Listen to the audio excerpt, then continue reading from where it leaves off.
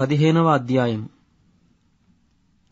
ఆ సమయమున యెరూషలేము నుండి శాస్త్రులను పరిసయ్యులను యేసునొద్దకు వచ్చి, నీ శిష్యులు చేతులు కడుక్కొనకుండా భోజనము చేయుచున్నారే, వారెందు నిమిత్తము పెద్దల పారంపర్యాచారమును అతిక్రమించుచున్నారని అడిగిరి.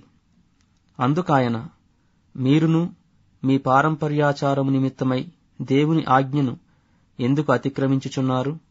తల్లిదండ్రులను గనపరచుమనియు తండ్రినైనను తల్లినైనను దూషించువాడు తప్పక మరణము పొందవలెననియు దేవుడు సెలవిచ్చెను.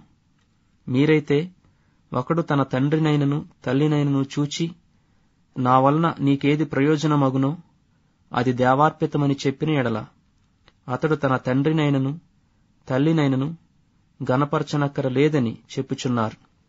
మీరు మీ పారంపర్యాచారం నిమిత్తమై దేవుని వాక్యమును నిరర్ధకము చేయుచున్నారు. వేషధారులారా, ఈ ప్రజలు తమ పెదవులతో నన్ను గనపరచెదరు గాని వారి హృదయము నాకు దూరముగా ఉన్నది.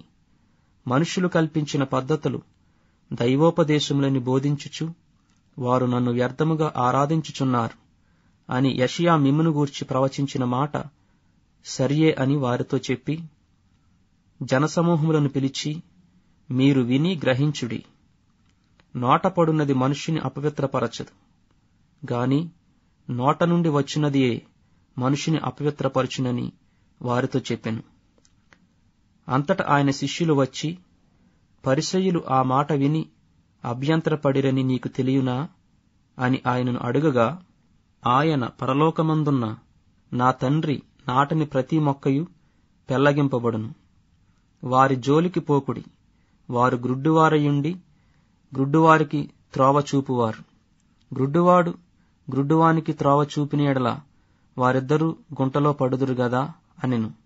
అందుకు పేతురు, ఈ ఉపమాన భావము మాకు తెలుపుమని ఆయనను అడుగగా, ఆయన, మీరును ఇంతవరకు అవివేకులయ్యున్నారా?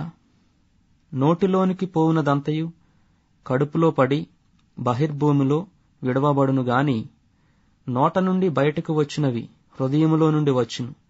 ఇవే మనుషుని అపవిత్రపరుచునవని మీరు గ్రహింపరా? దురాలోచనలు, నరహత్యలు, వ్యభిచారములు, వేశ్యాగమనములు, దొంగతనములు, అబద్ధ సాక్ష్యములు, దేవదూషణలు హృదయములో నుండియే వచ్చును. ఇవే మనుషుని అపవిత్రపరచును గాని చేతులు కడుగుకొనక భోజనము చేయుట మనుషుని అపవిత్రపరచదని